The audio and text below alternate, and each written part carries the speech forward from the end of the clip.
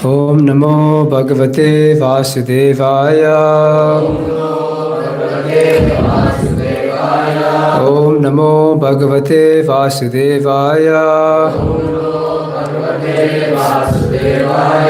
Om Namo Bhagavate Vasudevaya.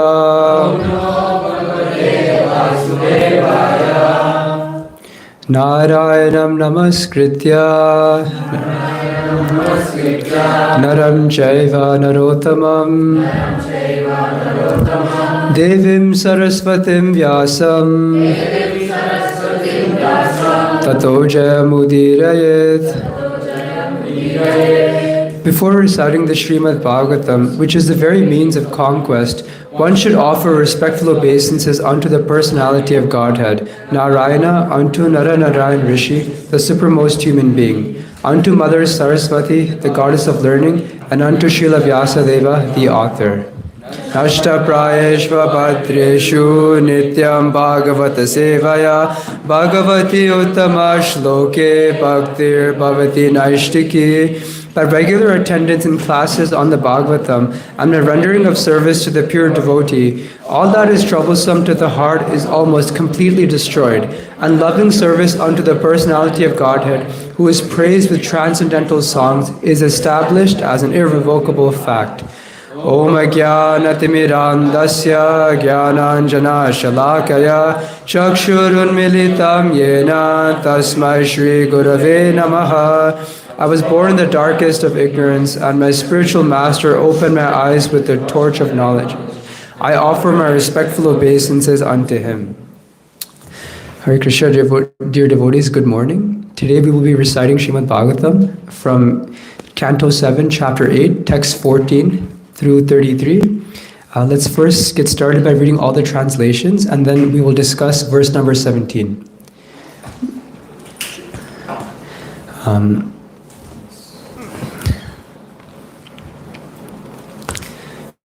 March, would you like to start?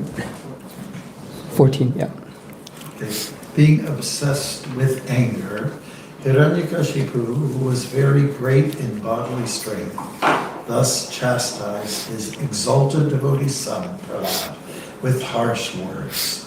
Cursing him again and again, Hiranyakashipu took up his sword, got up from his royal throne, and with great anger struck his fist against the column. Then from within the pillar came a fearful sound which appeared to crack the covering of the universe. Oh my dear Yudhishthira, this sound reached even the abodes of the demigods like Brahma, and when the demigods heard it, they thought, oh, now our planets are being destroyed. Text 16. While showing his extraordinary prowess, Hiranyakashipu, who desired to kill his own son, heard that wonderful tremendous sound, which had never been before being heard. On hearing the sound, the other leaders of the demons were afraid. None of them could find the origin of that sound in the assembly. To prove that the statement of his servant Prahlad Maharaj was substantial, in other words, to prove that the Supreme Lord is present everywhere, even within the pillar of an assembly hall, the Supreme Personality of Godhead, Hari, exhibited a wonderful form never before seen. The form was neither that of a man nor that of a lion. Thus the Lord appeared in his wonderful form in the assembly hall. When Hiranyakashipu looked all around to find the source of the sound, that wonderful form of the Lord, which could not be ascertained to be either a man or a lion, emerged from the pillar. In amazement, Hiranyakashipu wondered, what is this creature that is half man and half lion? Hiranyakashipu studied the form of the Lord, trying to decide who the form of Nrsimhadev standing before him was. The Lord's form was extremely fearsome because of his angry eyes, which resembled molten gold, his shining mane, which expanded the dimensions of his fearful face, his deadly teeth, and his razor-sharp tongue, which moved about like a dueling sword. His ears were erect and motionless, and his nostrils and gaping mouth appeared like caves of a mountain. His jaws parted fearfully, and his entire body touched the sky. His neck was very short and thick, his chest broad, his waist thin, and the hairs on his body as white as the rays of the moon. His arms, which resembled flanks of soldiers, spread in all directions as he killed the demons, rogues, and atheists with his conch shell, disc, club, lotus, and other natural weapons. Hiranyakashipu murmured to himself, Lord Vishnu, who possesses great mystic power, has made this plan to kill me. But what is the use of such an attack? Who can fight with me? Thinking like this and taking up his club, Hiranyakashipu attacked the Lord like an elephant. Just as a small insect falls forcefully into a fire and the insignificant creature becomes invisible, when Hiranyakashipu attacked the Lord, who was full of effulgence, Hiranyakashipu became invisible. This is not at all astonishing, for the Lord is always trained in intelligence. Formerly, during creation, he entered the dark universe and illuminated it by his spiritual effulgence. Thereafter, the great demon Hiranyakashipu, who was extremely angry, swiftly attacked Nrsimhadev with his club and began to beat him. Lord Nrsimhadev, however, captured the great demon along with his club, just as Garud might capture a great snake. O Yudhishthira, O great son of Bharat, when Lord Nrsimhadev gave Hiranyakashipu a chance to slip from his hand, just as Garuda sometimes plays with a snake and lets it slip from his mouth, the demigods, who had lost their abodes and were hiding behind the clouds for fear of the demon, did not consider that incident very good. Indeed, they were perturbed.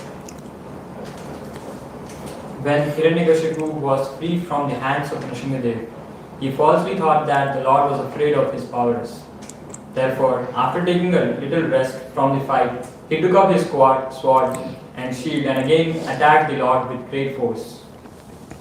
Making a Lord, still sound of laughter, the Supreme Personality of Godhead, Narayana, who is extremely strong and powerful, captured Hiranyakashipu, who was protecting himself with his sword and shield, leaving no gaps open. With the speed of a hawk, Hiranyakashipu moved sometimes in the sky and sometimes on the earth.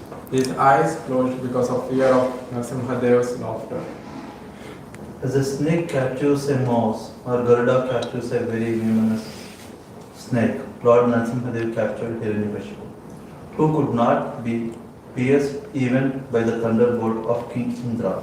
As Hiranyakashipu moved his limbs here, there, and all around, very much affected at being captured, Lord Nrsimhadev placed the demon on his lap, supporting him with his thighs, and in the doorway of the assembly hall, the Lord very easily tore the demon to pieces with the nails of his hand.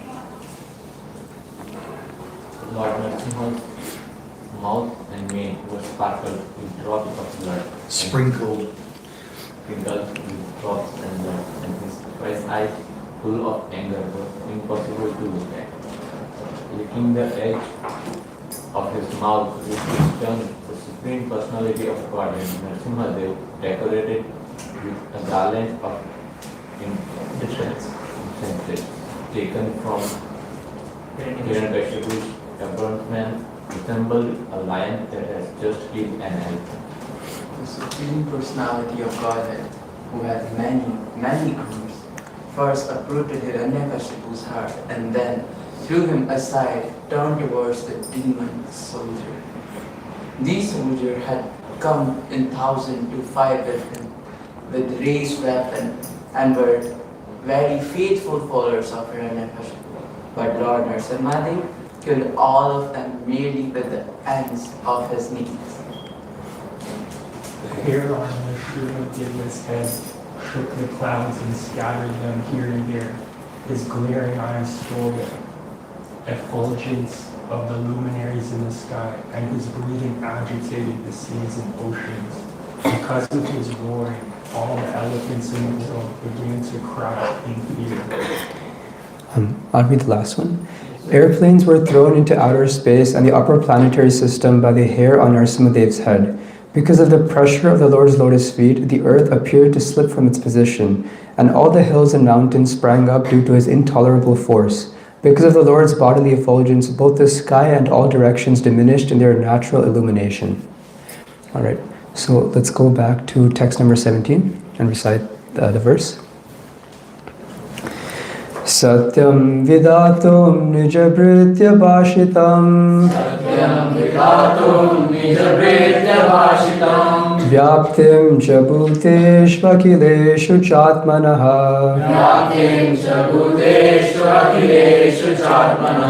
Adrishyatat adbhuta rupamudvahan. Stamba sabhayam namrigam namanusham.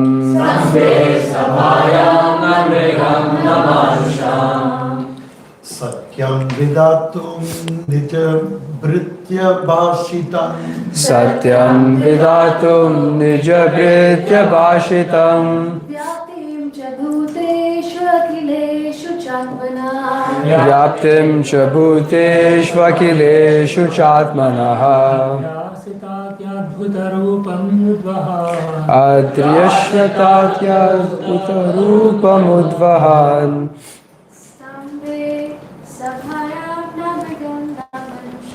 Stambe sabhayam namrigam namanusham. Satyam vidatum nijabritya bhashitam. Vyaptim cha bhuteshvakilešu chatmanaha.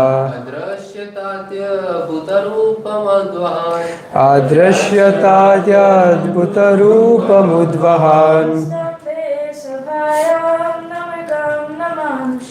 Stambe sabhayam namrigam namanusham. Satyam vidhatum nijabritya bhashitam. Satyam vidatum nijabritya bhashitam.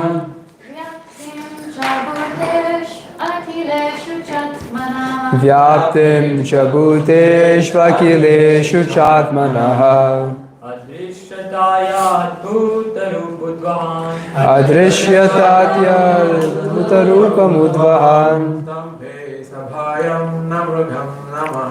Stambe sabhayam namrigam namanusham.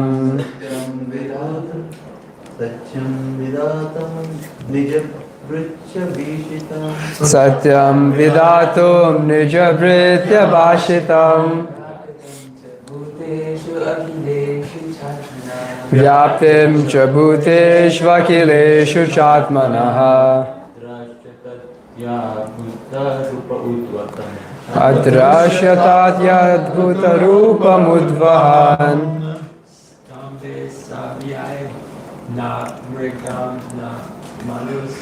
Stambe sabhayam namrigam namanusham. Let's recite the synonyms together. Satyam, true, vidatum, to prove, nija britya bhashitam, the words of his own servant Prahlad Maharaj, who had said that his Lord is present everywhere. Vyaptim, the pervasion, cha, and, bhuteshu, among the living entities and elements, akileshu, all, cha, also, atmanaha, of himself, adrishyata, was seen, ati, very, adbhuta, wonderful, rupam, form, udvahan, taking, stambe, in the pillar, sabhayam, within the assembly, na, not, mrigam, an animal, na, nor, manusham, a human being. Let's read the translation purport together again. To prove that the statement of his servant Prahlad Maharaj was substantial, in other words, to prove that the Supreme Lord is present everywhere, even within the pillar of an assembly hall, the Supreme Personality of Godhead, Hari, exhibited a wonderful form never before seen, of a man nor that of a lion. Thus the Lord appeared in his wonderful form in the assembly hall. Let's read the purport together. When Hiranyakashipu asked Prahlad Maharaj, "Where is your Lord? Is he present in this pillar?" Prahlad Maharaj fearlessly replied, "Yes, my Lord is present everywhere." Therefore, to convince Hiranyakashipu that the statement of Prahlad Maharaj was unmistakably true, the Lord appeared from the pillar. The Lord appeared as half lion and half man, so that Hiranyakashipu could not understand whether the great giant was a lion or a human being. To substantiate Prahlad's statement, the Lord proved that his devotee, as declared in Bhagavad Gita, is never vanquished. Kaunteya pratijanihi name bhakta pranashyati. Prahlad Maharaj's demoniac father had repeatedly threatened to kill Prahlad, but Prahlad was confident that he could not be killed, since he was protected by the Supreme Lord. Appearing from the pillar, the Lord encouraged his devotees, saying in effect, "Don't worry, I am present here." By manifesting his form as Nrsimhadev, the Lord also preserved the truth of Lord Brahma's promise that Hiranyakashipu was not to be killed by any animal or any man. The Lord appeared in a form that could not be said to be fully a man or a lion. So we're finally at the part in the canto where Lord Nrsimhadev finally appears. So Lord Nrsimhadev Bhagavan ki Jai. Let's just quickly recap everything that has happened so far in the canto. So at the beginning of Canto 7, we learned about Hiranyakashipu, and we learned that he wanted to become immortal. So out of his foolishness, he started to worship Lord Brahma because he thought Lord Brahma could grant him immortality. So he did all kinds of severe austerities and penances, and Lord Brahma finally had to come. And Lord Brahma couldn't grant him immortality because Brahma himself isn't immortal. So Hiranyakashipu thought himself to be very intelligent and asked for a variety of conditions in which he would not be killed. So one of them is, or a few of them are, he would not be killed in the air nor on land. He would not be killed by any weapon or nor by any animal, and several others. And Lord Brahma granted that granted those benedictions. And Hiranyakashipu became extremely puffed up and began to he was already a demon, but he started to terrorize the devatas and the demigods even more. And it got to such a point where his wife Kayadu was pregnant with a son, and the demigods had feared that the Hiranyakashipu was already so horrible. Just imagine how terrible the son might be. So they had devised a plan to kill the baby inside of Kayadu's womb. But Narada Muni, he stepped in and he taught Bhagavatam to Kayadu, and inside of Kayadu's womb, Prahlad Maharaj learned Bhagavatam, and from his birth he became a pure devotee. And when Prahlad Maharaj grew up, he was enrolled in a school so that he can become a first-class materialist. But he didn't accept, he rejected everything that his teachers were telling him, and in fact started to share Krishna consciousness with his friends and his teachers. And Hiranyakashipu became so fed up with that, he began to punish him. He began to punish Prahlad Maharaj, put him in all kinds of calamities and difficulties. He threw him off a cliff, put him in an enclosure with a bunch of elephants so that he would get stomped to death, and several others. And this is the turning point. None of those things had killed or had harmed Prahlad Maharaj in any way.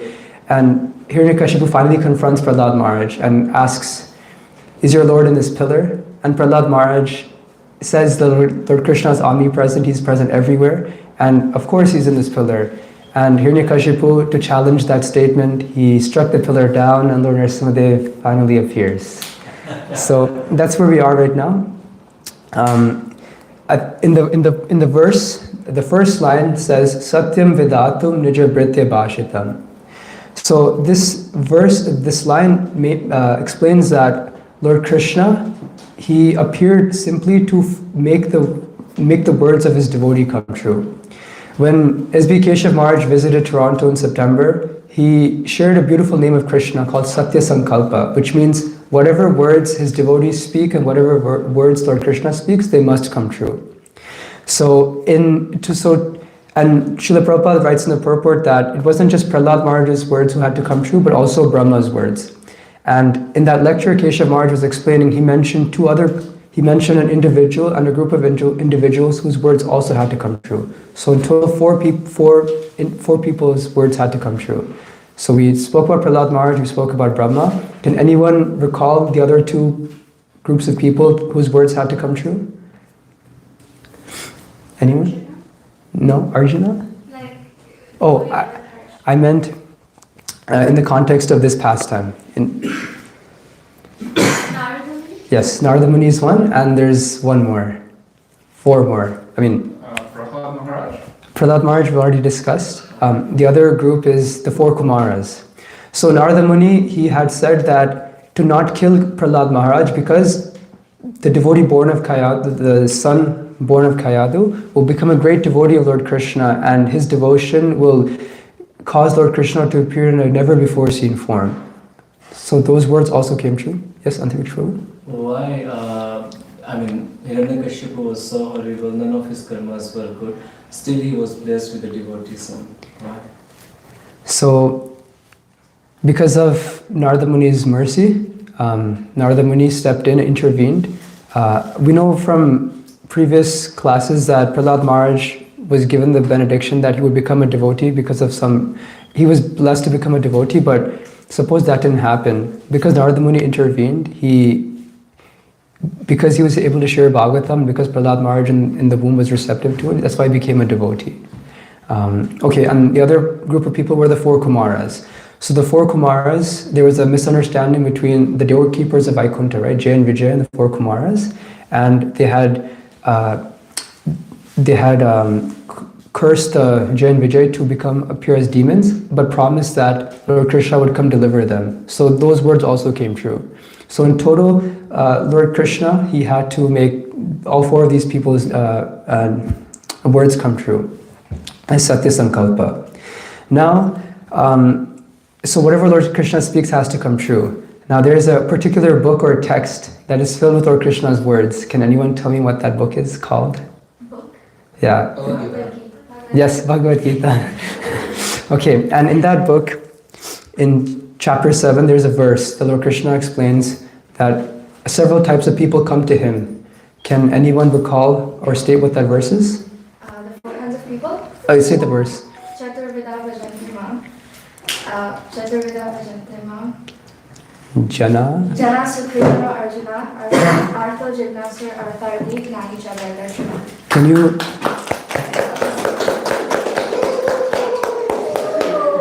Can you state the translation or paraphrase what the meaning is? I can paraphrase. The four kinds. Krishna says four kinds of paths may approach me. The inquisitive, the one who's looking for the knowledge of the absolute, the one who's looking for material, to fulfill his material desires, and one who's in distress. Who's in distress. Right. So let's focus on the distress part. So Prahlad Maharaj was put into all kinds of distressful conditions, right? But he did not approach Lord Krishna. Lord Krishna, I'm in distress, please come help me. He did not do that. Yet Lord Krishna appeared anyways. And the reason why this happens is because Lord Krishna is also referred as Bhakta Vatsala. He's extremely inclined towards his devotees. He's very inclined. And Keshav Maharaj in another lecture mentions that there are three forms of Krishna that are known as Paravasta, and they're considered to be the most important forms of Krishna because they exemplify this Bhakta Vatsalya feature to the highest degree. The names of these forms of Krishna we discussed at the very beginning when we first started discussing Canto 7. Would anyone like to say what the names of these forms of Krishna are? Okay, Narasimhadev, Lord Ramachandra, Lord Krishna himself. And the reason why these forms of Krishna are so important is because they're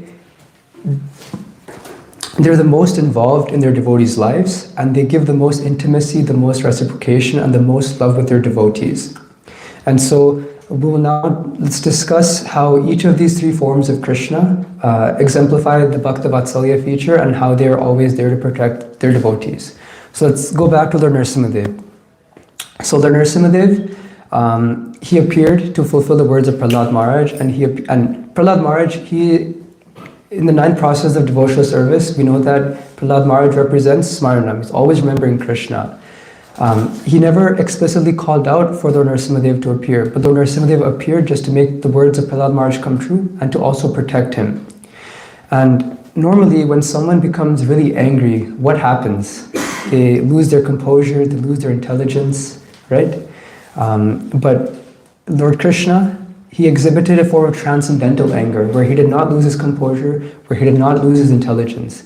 He was given a brain teaser, he was given a difficult task. He had to appear in such a way where Brahma's words couldn't be neglected, Prahlad Maharaj's words couldn't be neglected, the four Kumaras and Narada Muni. And he didn't lose his intelligence, and he appeared as Nrsimhadev to protect Prahlad Maharaj. But not just that, he also, later on we will read that Nrsimhadev actually Prahlad Maharaj had asked Lord Nrsimhadev to purify Hiranyakashipu, to pardon him, but Lord Nrsimhadev, out of his causeless mercy, said not just Hiranyakashipu, but 21 generations of her family will become purified. And so Lord Nrsimhadev's appearance, his appearance and his willingness to do all of this to make his devotees' words come true exemplifies his Bhakta Vatsalya feature. Now next, let's talk about Lord Ramachandra. So the Ramayana there's many interactions of Lord Ramachandra with his devotees in the Ramayana. But the one that I want to focus on is when Vibhishan absconds from Ravana's camp, Ravana's army, Ravana's army, and comes to join Lord Ramachandra. He wants to join his army, Lord Ramachandra's army. And Lord Ramachandra consults with Sugriva first. He asks him, okay, this person is from our enemy's camp but wants to join, what should I do? And Sugriva immediately tells him that to reject him because he came from the enemy, right? And then Lord Ramachandra asks Hanuman. And Hanuman says, Lord Ramachandra, you should accept him. You should accept him because you're so kind that no matter who approaches you, you will always give them protection. And soon after this, Sugriva asks, if Ravana comes to ask you for shelter, will you give him shelter? And he said, yes. What to speak of Vibhishan, I'll also give shelter to Ravana if he comes and asks for it. So Ramachandra exemplifies this, that even his sworn enemy Ravana, if he were to come and take shelter of Lord Ramachandra, he would also protect him, he would also look after him. And one of Lord Ramachandra's qualities is that he never forgets anything any service that's rendered to him or any service that's rendered to any of his lineage or dynasty, he will never forget that. In the Ramayana, there is one incident where Mother Sita and Lord Ramachandra were resting under a tree and a bird comes and scratches Mother Sita. And Lord Ramachandra was ready to kill that bird. But Lord Ramachandra remembered that the bird in the previous life rendered some service, so he forgave that bird. So this is how Lord Ramachandra exemplifies the Bhakta Vatsalya feature. He's extremely forgiving and he's ready to offer full protection for anyone that approaches him. And he's ready to involve involve himself in their lives, right? Also in Ramayana, like Sugriva, he was ousted from his kingdom. There was a huge misunderstanding between him and his brother Vali. And Lord Ramachandra, he agreed to help him. And Sugriva also agreed to help Lord Ramachandra. And so much time had passed between when Sugriva finally regained his kingdom and his family back. And Lord Ramachandra he was never impatient. Oh, you asked me to help you and I helped you, now you're trying to help me. He was never impatient. He let things happen as they were. And eventually Sugriva, started to help Lord Ramachandra, but Lord Ramachandra exemplifies that he involves himself in his devotee's life, right? That Jatayu, he was a vulture who sacrificed himself to save Mother Sita, and Lord Ramachandra performed his final rites. Lord Ramachandra didn't even perform the final rites for his father, but he did that for his devotee. So that's how Lord Ramachandra, involves himself in his devotee's life. So now let's discuss Lord Krishna. Okay, so how does Lord Krishna involve himself in his devotee's life and how does he protect them? So we know in Lord Krishna, in Raja Leela, he's always killing demons and saving the Vrindavan Vasis from various demons. But today let's focus on him and his relationship with the Pandavas. Okay, so before the Kurukshetra battle, Arjuna and Duryodhana both came to visit Krishna and came to seek blessings and benedictions from him, right? Now, Duryodhana wanted Krishna's resources. He wanted his army, he wanted his strength, he wanted his resources. And Lord Krishna granted him that. But for Arjuna was about to embark on the most important and most difficult battle of his life. And because of what he's about to embark on, he just wanted his friend next to him. He just wanted Lord Krishna to be by his side because, he just wanted his friend there to be by his side as he's going to go do something difficult. And Lord Krishna reciprocated with that love. So Arjuna approached Lord Krishna out of pure love, and Lord Krishna reciprocated with that.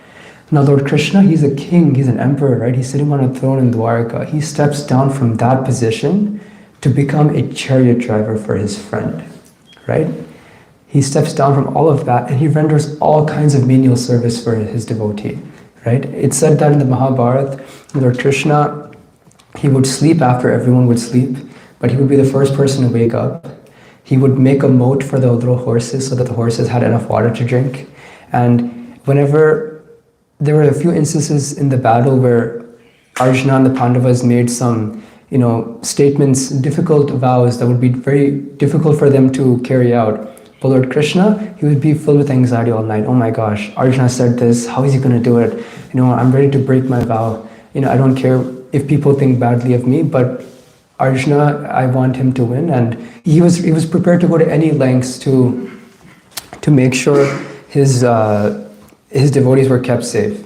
And if I'm not mistaken, at the end of the battle, it was just Duryodhana left and the 5 Pandavas.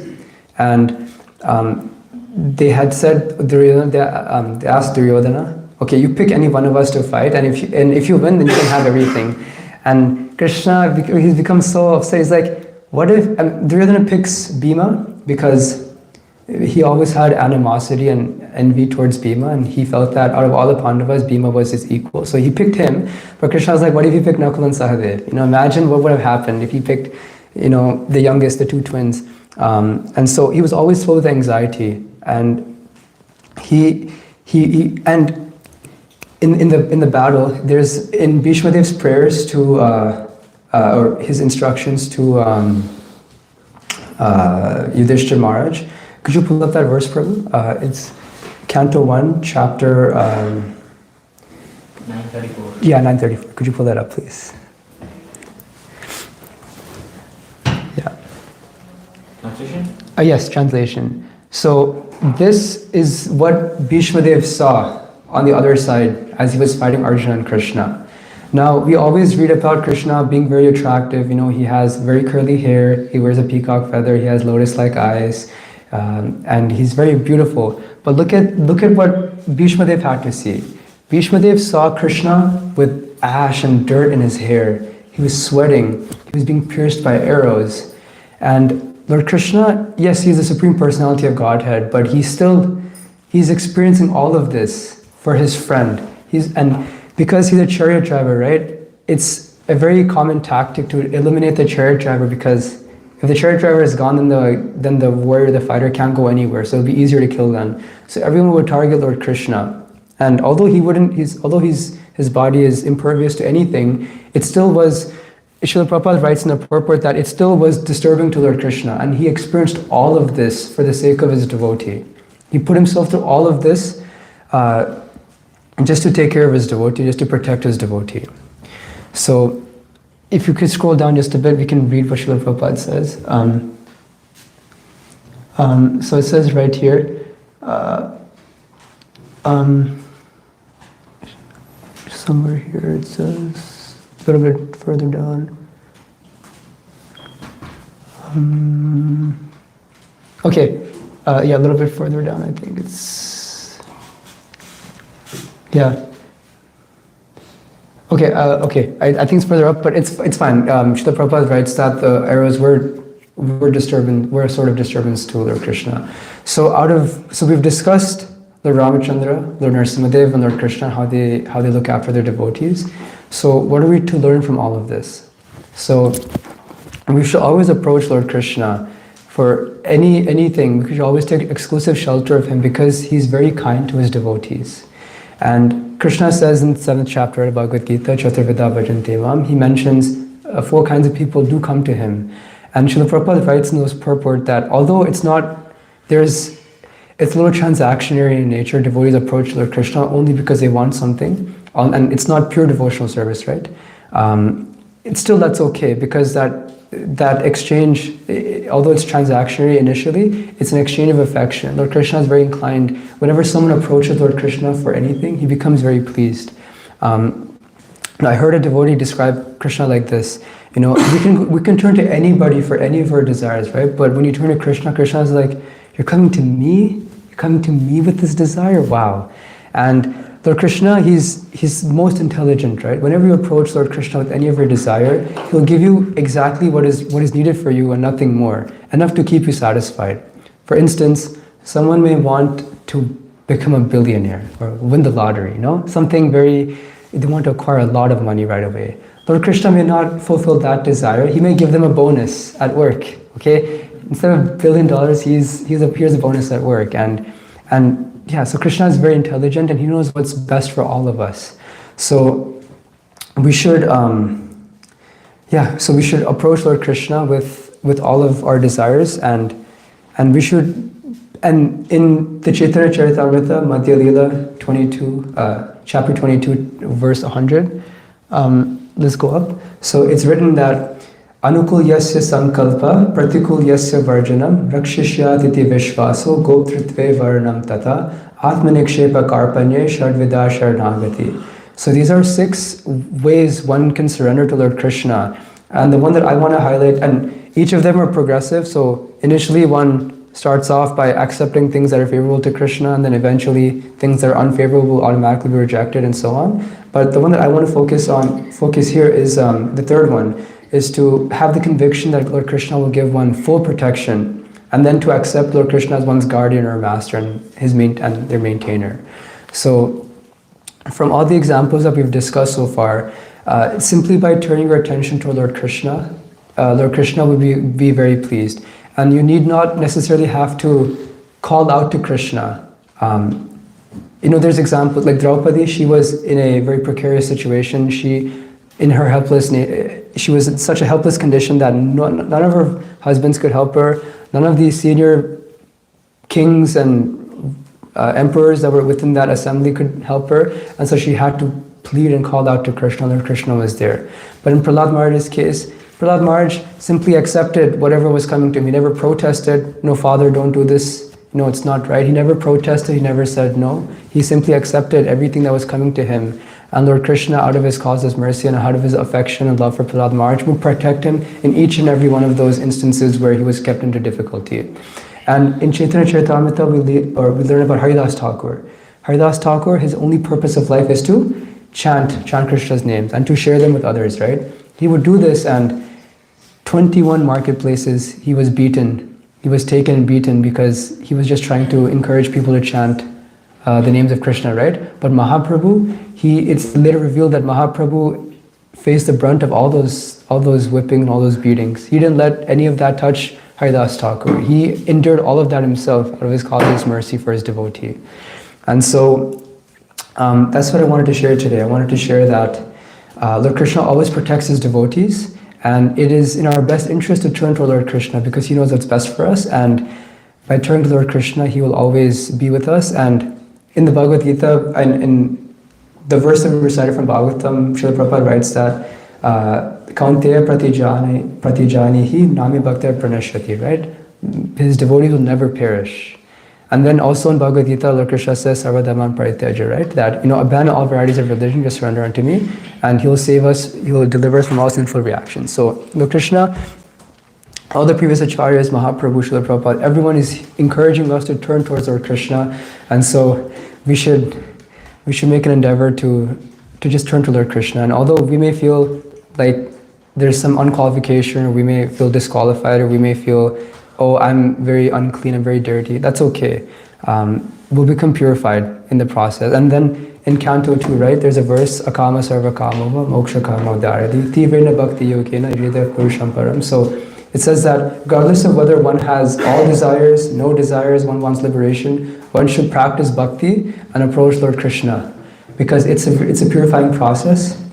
So yeah, with that, I'd like to end. And if there's any discussion, we can speak now. Anybody wants to answer?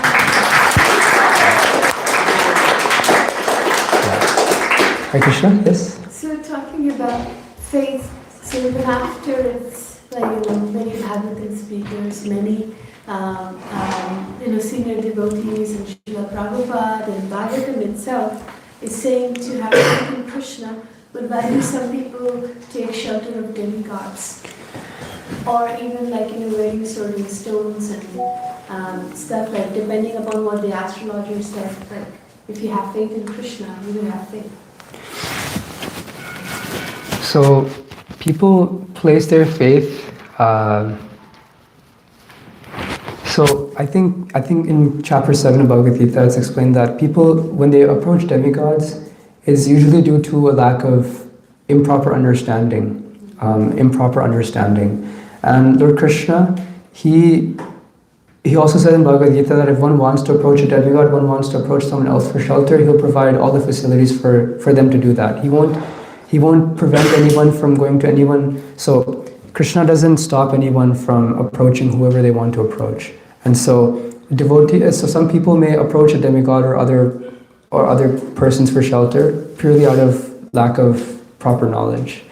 And by associating with the right devotees and by reading Srila Prabhupada's books, reading Bhagavad Gita, reading Bhagavatam, they'll come to understand that although demigods may provide benedictions, ultimately everything comes from Krishna anyways. And if I'm not mistaken, whenever some yajna is performed for some demigod, ultimately I think there's some prayers that explain that all of this ultimately goes to Lord Krishna. So people just don't understand. People don't have the right facilities, the right circumstances for them to understand this knowledge. So I hope that answers your question. Yes, thank you. Maharaj, yes? Yes, thanks. Nice job, man. Okay, now, going to the shloka where Krishna says, Jani. I've seen a lot of devotees perish in the last little while, especially Prabhupada disciples who are in their 70s and 80s. They've been dropping off like flies. So how do we understand a devotee doesn't perish when they are? So, from my understanding, it's not so.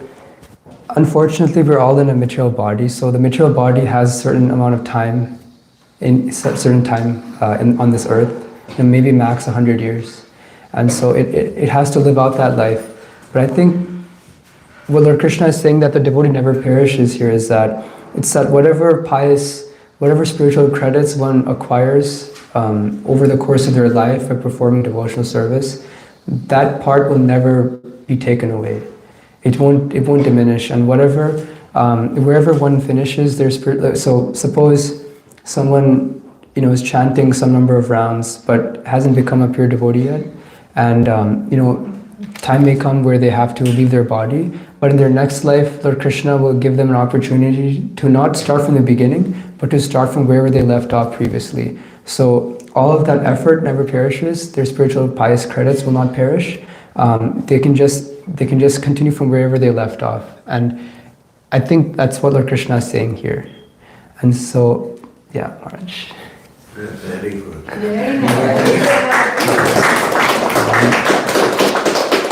Anybody else? Would like to add something? Mm-hmm. So, as you mentioned, Lord Rama, there was one more incident where, like, after Rama killed Ravana, okay, the first thing that he says to Lakshmana, go and listen the last words from Ravana. And immediately Lakshmana says, what? You want me to listen last words from the demon? Yes, his demon. I have to do my dharma. I did my dharma. But he is well versed person, like he is like Brahmana too. He knows lots of Sanskrit things. He didn't apply it. But like last words you must hear from him. That's spoken. So that's what it shows is just did his duties, not like kill for any of his own purposes. That's right. That's right. And Keshav Maharaj, and I was listening to a lecture by Keshav Maharaj in preparation for this class, and he was saying that Lord Krishna, whenever he exhibits, so Maharaj was explaining that there are there's three types of powerful emotions: anger, love, and fear.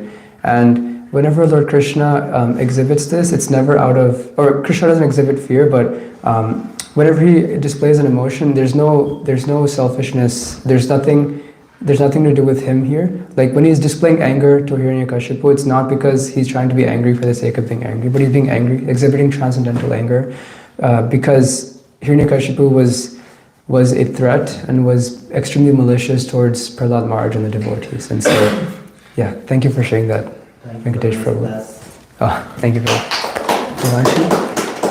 I just wanted to say that I really like the point where you talked about how Lord Krishna was always in anxiety. Yeah. That's very huge. Like imagine him going up and down the room thinking, oh my god, he took this vow, I have to take care of this vow now. And then next day is like, okay, oh, another vow, and then I have to take care of this. It's just so funny. Because sometimes I think that Krishna is not listening. Krishna is just, he's just there. Like, he doesn't care about anything we're going through. And then you realize, okay, he's going up and down his room right now thinking of solving your stupid problem that you just created by yourself. So it's just very fun. Yeah. Yeah. Keshav Maharaj in the lecture said, if you want to confuse Krishna, go to Krishna with no desires. If you want to confuse Krishna, go to him with no desires. Then he's going to be like, what? No desires? But if you approach Lord Krishna purely because you want him as who he is, you want to come to him to love him, then Krishna has nothing, he can't reciprocate with that. He can only give himself, right? That's what happens to the gopis. The gopis had no desire. They wanted nothing from Krishna except love for Krishna, right? And Lord Krishna said, I can't repay this. So, I'm like, he gives himself to the gopis, right? So yeah, and there's one thing that I wanted to reiterate. So Lord Krishna was an influential person, right? And he stepped down from that. He's a king. He stepped down from that to serve his devotee. And it reminds me of Maharaj at the Mississauga temple opening. Maharaj, you were offering lamps to all the devotees. You were giving the arati to them. And it's such an endearing quality to see someone of influence, someone of, seniority, serving. It's very nice to see. And I saw a picture of Keshav Maharaj. He's so tall, but he's bending down to serve prashadam for devotees. Like, it's such a nice quality to see, seeing someone of influence, someone of seniority, to serve others. And Keshav Maharaj was explaining that Krishna, he becomes subservient to his devotee. When someone approaches Lord Krishna with pure love, Lord Krishna becomes their servant. And all these examples we've discussed, Jatayu, Lord Ramachandra and Jatayu, Prahlad Maharaj and Nrsimhadev, even Vamanadev and Bali Maharaj, right? We were discussing, right? Vamanadev became Bali Maharaj's doorkeeper, right? And then Krishna and Arjuna, he was serving them. Krishna, in all these instances, was serving his devotee. Any other points? Oh, Rohan Prabhu? So, Prabhu, you have seen that like Narad Muni, whenever Krishna appears or like he's going to appear, he knows that he's coming, and whatever pastime Krishna does, like in the Vrindavan also, like killing the demons and killing monks and doing also like killing Hiranyakashipu. He knows all the pastime, and he is like a future predator, or like he knows everything. So Narada Muni, I think he's described as Trikalagya, meaning he knows past, present, and future. I can't elaborate more on this. I just know that he's Trikalagya, that he knows everything. He can see past, present, and future. So, yeah, I'm not sure how more to elaborate on this, but I can do research and get back to you, Prabhu. But Maharaj, he was asking. He is knowing everything. Right. Amala Harinam. Thank you for wonderfully presenting this glorious pastime. My question to you is, you mentioned that Krishna has a better friend for us every single time, and he's like, we might think it's not happening, but sometimes when somebody is going through a lot of stress, he's unable to see this thing. Let's take an example of old people. They are getting a lot of diseases and something. So how can we see Krishna's friend every day, like especially in that case? First they were like able to do their thing, like their usual things, like they are doing worshipping and everything, but now they are unable to do. So Keshav Maharaj, so there's actually a field of religious studies that deals with this, why do bad things happen to good people, right? There is an entire field of religious studies that deals with understanding that. And I just read this yesterday. I hope I can recall it properly, but Keshav Maharaj says that, or I just listened to this, that this is not one life, right? This is one chapter in a huge book, right? There was many chapters before, there's many lives that we had to take, and this is just one life that we're in right now. And so why what's happening in this life, it's hard to say exactly. It might have been because of something someone might have done in their previous life. But Keshav Maharaj says that to understand God's love for us, we have to understand the breadth and length of our existence, something along those lines. I might have not said it correctly, but yeah, so Krishna has been with us from time immemorial, and he's a witness to each and every one of our activities. And so what happens, it's very difficult to understand, it's difficult to understand why unpalatable things, undesirable things happen to someone. But irrespective of that, Krishna is always there with us, right? He's always there. Even if someone were to go to the hellish planets to suffer, Krishna is still there as Super Soul. He never leaves them. He's never away from his devotee in any circumstances, right? So, yeah. Can I Say add that. something? Yes. So, Krishna usually does that to glorify his own devotees. Like Srila Prabhupada was knocked down in Delhi by a bull and he was bleeding, right? And he still went on. So this is to glorify his devotees, and at the same time, like Yudhishthira Maharaj, he's just, if you just observe the life of Yudhishthira Maharaj, he's full of disappointment.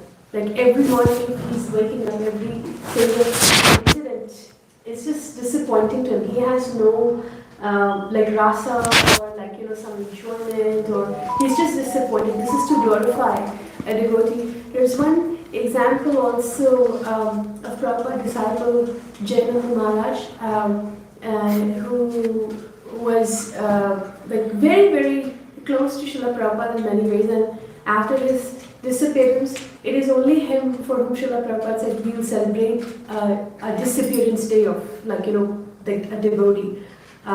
So he had leukemia, and he would do so much of service, and he would always do it at the in the back, never in the front.